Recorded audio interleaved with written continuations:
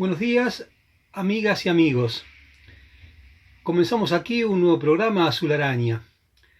Como es de costumbre, quiero agradecer las amables vistas, los comentarios y las suscripciones que, por suerte, por ustedes, crecen día a día. Bien, hoy vamos a tratar acerca de un autor alemán, Thomas Mann, y sobre una novela que es una novela corta, pero de gran intensidad, La muerte en Venecia. Bien, Thomas Mann nació en Lübeck, Imperio Alemán, en 1875 y murió en Zúrich, en Suiza, en 1955.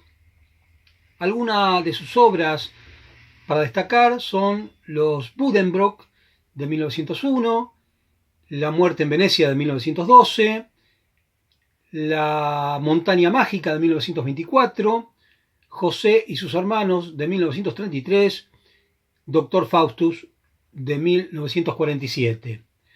Recibió el Premio Nobel de Literatura en 1929.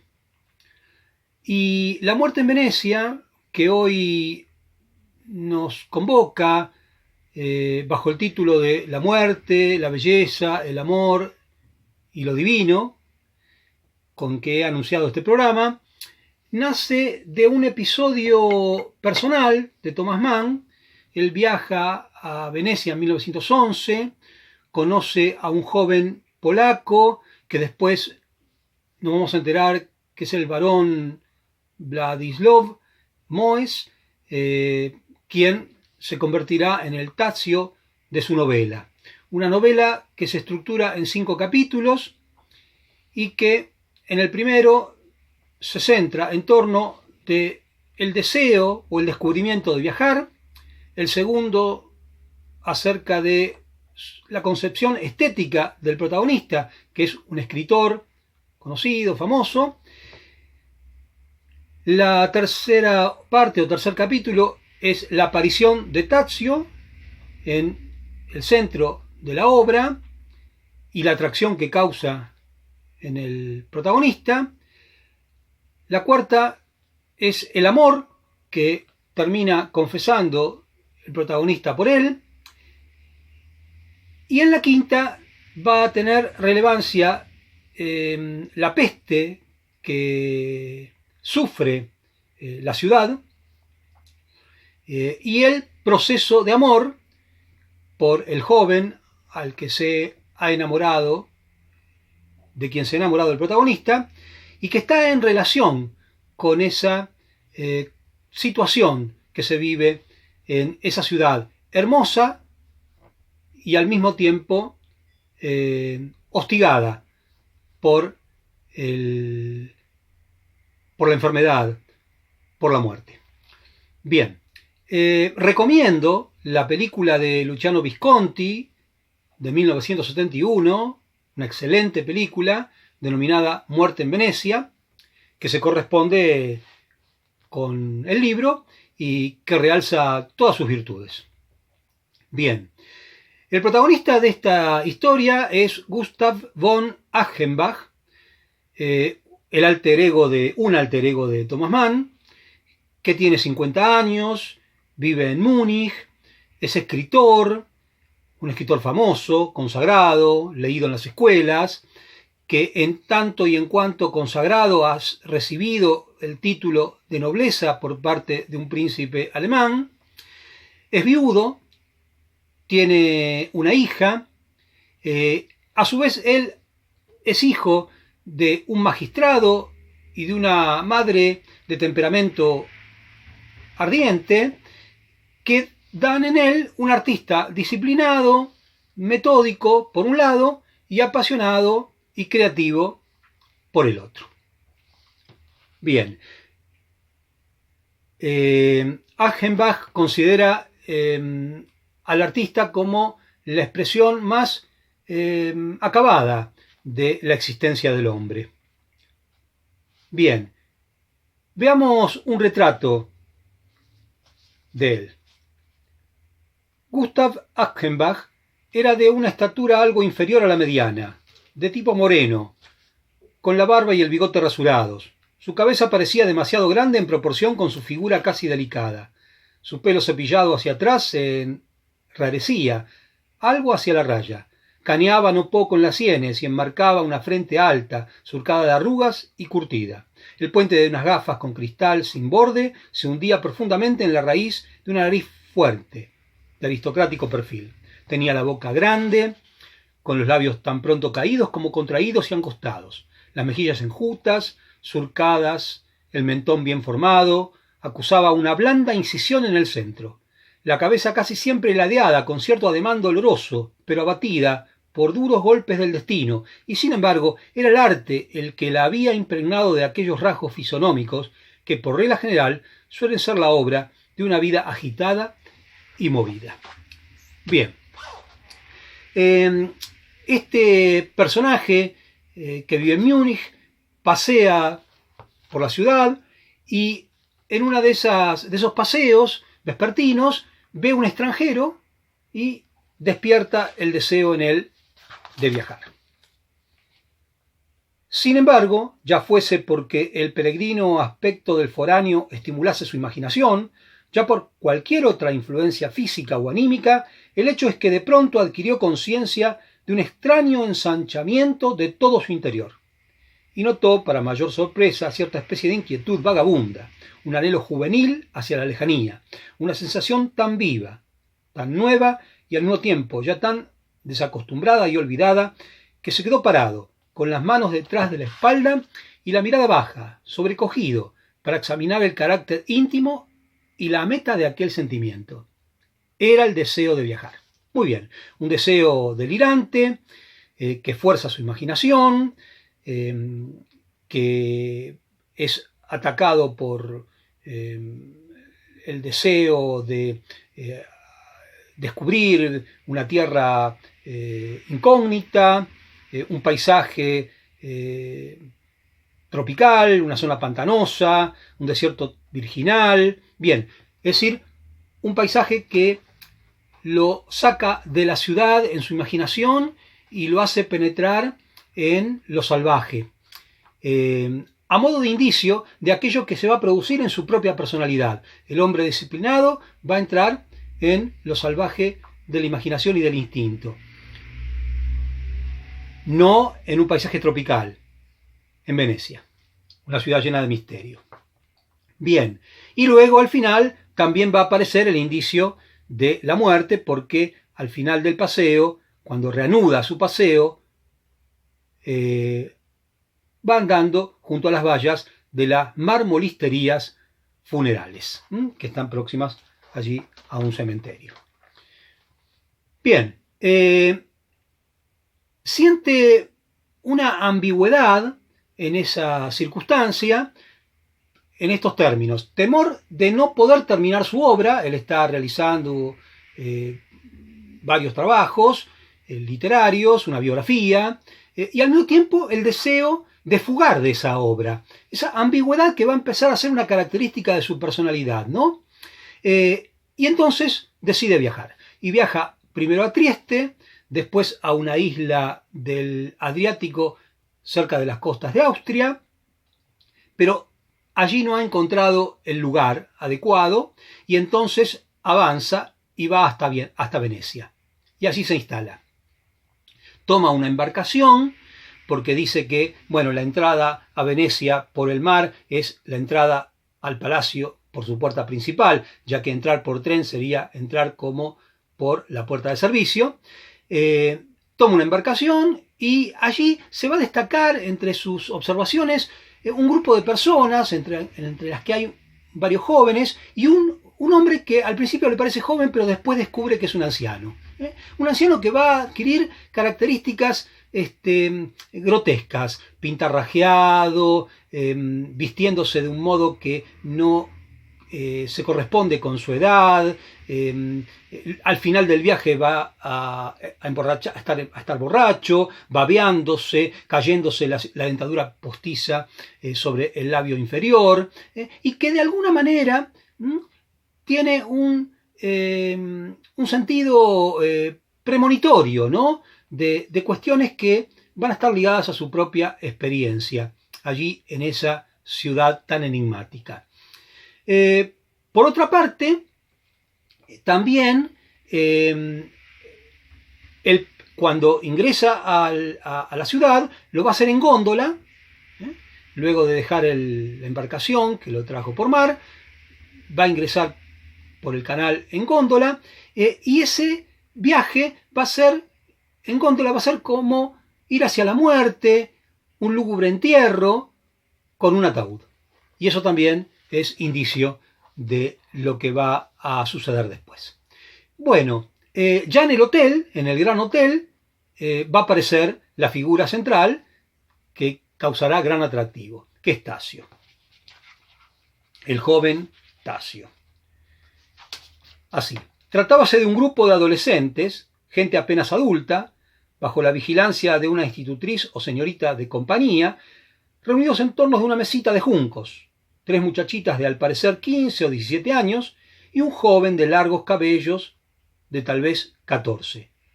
Aschenbach notó con asombro la perfecta hermosura del muchacho, su rostro pálido y gracioso, hermético, enmarcado por unos cabellos de color de miel, con la nariz de línea perfectísima, una boca amable y una expresión de bella y divina seriedad. Recordaba las estatuas griegas de la más noble época de la Hélade. Es decir, una belleza clásica, ¿no? Una belleza griega. Bien, que le causa una enorme atracción. En los días siguientes él lo va a observar detenidamente, va a ser el motivo más interesante de su estadía, lo va a seguir y lo va a ver de diferentes maneras. Por ejemplo, el muchacho entró por la puerta vidriera, está hablando del hotel, y atravesó en sentido diagonal la sala hacia la mesa en que se sentaban sus hermanas. Bueno, sonrió con una palabra de saludo apenas perceptible a su familia. Al volver su perfecto perfil hacia Aschenbach, que lo miraba, este volvió a asombrarse y a inmutarse ante la hermosura realmente divina de aquella criatura humana. Y aquí es por segunda vez que va a denominar divina la belleza de este efebo. Belleza incomparable, asociada a la cabeza a Eros y con el brillo del mármol de Paros, por los rizos de su cabello que, oscuros y blandos, caían en ángulo recto. Bien, así está atraído por este muchacho. Luego también lo va a observar a la salida del mar de la siguiente manera. Aschenbach se sintió conmovido por una especie de delicadeza o susto. Claro, se está asustando por lo que este muchacho va a significar de aquí en más en su interior, ¿no? Él es un hombre mayor y está siendo conmovido por un muchacho de 14 años que le manifiesta una belleza extraordinaria de carácter divino. Y el muchacho regresaba corriendo con la cabeza tendida hacia atrás y chapoteaba con los pies en el agua, levantando espuma. La contemplación de aquella figura viviente, con ondulante cabellera chorreante y hermoso como un dios frágil y delicado, nuevamente aquí la idea de Dios, surgiendo de la profundidad de cielo y mar. Sugería ideas mitológicas. Era aquella visión como un mensaje de poesía procedente de la aurora de los tiempos, de los orígenes de la forma y del nacimiento de los dioses. Es decir, un dios mitológico, ¿no? Dios pagano, mitológico, que viene a representar toda la magnificencia de la experiencia ante la belleza. Bien, luego de esto él lo va a seguir y va a hacer excursiones, va a tomar el Vaporetto y se va a dirigir a San Marcos, va a tomar un té, va a pasear por las calles de Venecia que están un poco, ¿cómo decir?, degradadas por un olor nauseabundo y por un misterio que no se termina por revelar. Además del misterio típico, característico que tiene Venecia en sí, por sus fachadas, por sus edificios, por el trazado, ¿no?, de sus calles y sus canales. Bien, y es allí donde siente un bochorno antipático que pesaba sobre las callejuelas. El aire era tan denso que los olores emanados de las viviendas, tiendas y cocinas callejeras, el vaho de aceite, nubes de perfumes y otros muchos aromas flotaban en el aire sin dispersarse jamás. El humo de los cigarrillos yacía densamente suspendido y solo se fumaba paulatinamente. Cuanto más caminaba, más nauseabunda era la sensación. Esto era producto del aire marino en combinación del siroco, que es el viento que viene del oriente, que irrita y cansa al mismo tiempo. Y entonces Achenbach sudaba, sentía que los ojos le fallaban, opresión en el pecho, tenía calenturas, el latir de la sangre en la cabeza. Huye de las calles del barrio comercial repletas de gente, pasa por varios puentes, entra en callejones de barrios pobres. Allí es molestado por mendigos, por la hedionda emanación de los canales, le hacía penoso respirar. En fin, toda una serie de perturbaciones, ¿no?, que lo van hostigando y que lo van poniendo en una situación vulnerable que se corresponde con el carácter de la muerte, ¿no?, que ronda en la ciudad. Bueno, muy bien. Después de esta situación bochornosa, él piensa en irse, pero se pone a pensar, a sentir la situación en la que se encuentra, y la figura de Tadzio va a ser fundamental para tomar la decisión de quedarse, ¿no? Hay un incidente allí con un baúl que es despachado a un lugar que no es al que él va a dirigirse, y eso, una vez tomada la decisión de irse, decide quedarse para esperarlo en el hotel, pero eso es un detalle menor. En verdad, lo que atrae a Achenbach a la ciudad de Venecia ahora es la presencia de Tadzio. Una figura que en la contemplación le parecía asir con la mirada la belleza misma, la forma en cuanto idea divina, la perfección única y pura que alienta en el fondo del alma, cuyo paradigma e imagen surgía allí con ligereza y gracia, para ser adorado. Él se convierte en adorador de esa belleza divina, de ese Dios. Aquello era embriaguez, y el artista, que ya empezaba a envejecer, la recibía sin reparos y hasta con codicia. Bien, hay una cuestión allí ligada a la belleza que nos va a conectar con la idea no solo de la belleza, sino con el amor. El Dios amor, que duda cabe, exactamente igual que los matemáticos, quienes ante los ojos de ignorantes niños descubren imágenes tangibles de las formas puras, así también el Dios amor se complacía en hacernos visible lo espiritual, en valerse de la figura y los colores de la juventud humana, que adornaba con todos los reflejos de lo bello. Bueno, esta es la idea platónica, ¿no?, de que el amor nace a partir de la contemplación de la belleza. Y esto es lo que se está produciendo en el espíritu de Achenbach. Bien, luego va a decir cuestiones relativas al diálogo socrático, al diálogo platónico, donde Sócrates habla con Fedro, el joven, y donde Sócrates adoctrinaba a Fedro sobre el deseo y la virtud, le hablaba del cálido espanto que el hombre sensible experimenta cuando descubre su mirada un paradigma de belleza eterna, que es lo que expliqué recién. Le habla del miedo sagrado que invade al hombre generoso, noble, cuando ante él surge un rostro que se asemeja al de los dioses. Es decir, esa belleza es tan impactante, ¿no? Esa divinidad es tan impactante que perturba, ¿no?, sacude, provocando temor. Y y que promueve la idea al extremo de atribuirle sacrificios, como un ídolo. Pues solo la belleza es amable y a la vez visible. Y no lo olvides, la única forma del espíritu que en nuestros sentidos resulta tangible y soportable. Así la belleza es la senda de la persona sensible hacia el espíritu. Bien, esto es lo que le dice a Fedro. Y a partir de aquí, Achenbach, pensando en estas cuestiones, como buen escritor que es, siente deseos de escribir.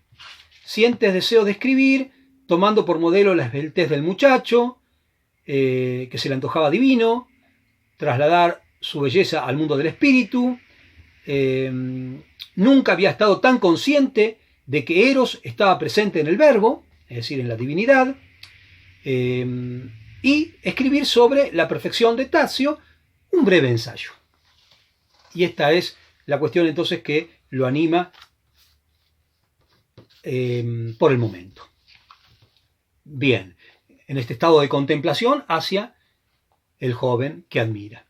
Bien, una noche va a recibir ¿cómo diríamos? El placer de que Tazio lo mira y le sonríe. Ambos, antes, la mirada entre ambos se mostraba profundamente seria. Sin embargo, los ojos de Tazio brillaban algo inquisitivos, es decir, como preguntando, ¿no?, sobre las miradas. Pero una noche las cosas ocurrieron de otro modo. Aquella noche parecía más pálido que de costumbre, sus ojos parecían más profundamente oscuros. Era de una belleza inexpresable, es decir, el sumum, ¿no? La alegría, la sorpresa, el asombro se habían reflejado sin duda en su mirada, cuando ésta se encontró con la tan anhelada figura, la figura de Tazio. Y en aquel instante, Tazio le sonrió. Le sonrió como si le hablase, familiarmente. Era la sonrisa de Narciso, que se inclina sobre el espejo del agua, la larga sonrisa profunda, embrujada, es una sonrisa embriagadora que lo embruja. Y entonces se dejó caer, después de decirse en su monólogo, ¿no? Escucha, a nadie se le debe sonreír de esa manera. Claro, es una sonrisa absolutamente perturbadora, que causa temor y un enorme atractivo. Y entonces se dejó caer en un banco y aspiró extasiado el nocturno aroma de las plantas, y recostado, con los brazos colgando, postrado, vencido, sufriendo escalofríos, susurró la fórmula perenne del deseo, imposible en su caso, absurda, reprobable, ridícula. Estamos hablando de un hombre de edad, ¿no?, de 50 años, que se enamora de un efebo, y sin embargo sagrada, y aún en este caso digna de respeto. Te quiero, que es la exclamación que profiere en su monólogo interior, por primera vez, después de contemplarlo tanto, de desearlo tanto,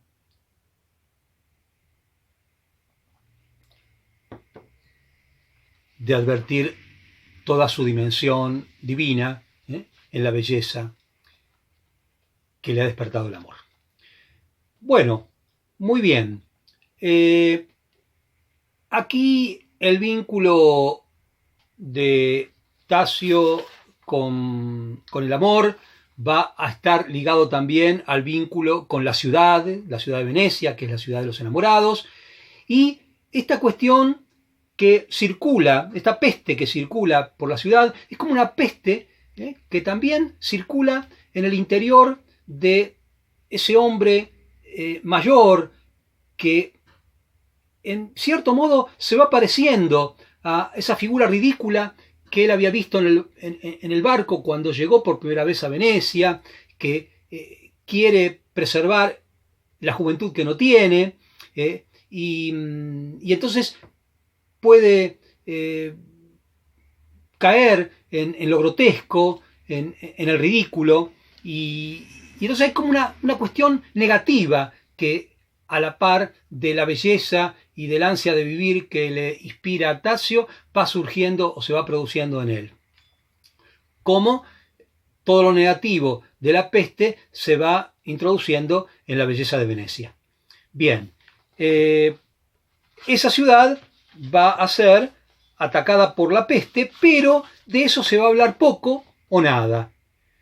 Al llegar a San Marcos, en uno de sus paseos, él huele, ¿no?, que el olor de las calles angostas es más intenso. A la vez del olor fétido huele un olor antiséptico. Pregunta sobre ello y le dicen que es una disposición de la policía. Nadie quiere hablar del asunto. Hay ciertos rumores, pero nadie quiere decir qué es lo que está pasando. Y al mismo tiempo que se va internando en la peste, su corazón se llenaba de satisfacción por la aventura que el mundo circundante estaba a punto de vivir. Él también tenía una especie de secreto. Achenbach experimentó una oscura satisfacción ante el gran acontecimiento que la superioridad procuraba ocultar en los callejones de Venecia. Aquel vergonzante secreto de toda una ciudad que se fundía con su secreto personal más íntimo, es decir, el amor a Tazio. Bien. Y en el perfume suave y penetrante del divino sacrificio se fue mezclando lentamente otro. El olor de una ciudad enferma. Mas a través de vaos y centelleos, Achenbach pudo ver cómo el hermoso adolescente, allá adelante, volvía la cabeza, le buscaba y le reconocía. Eso es porque él lo está siguiendo por la ciudad en los paseos que realiza el joven junto a su familia. Sintiéndose observado, sabido observado, Tazio gira la cabeza, lo mira y él de atrás entonces ve al hermoso adolescente en ese contraste con la ciudad enferma. Bien.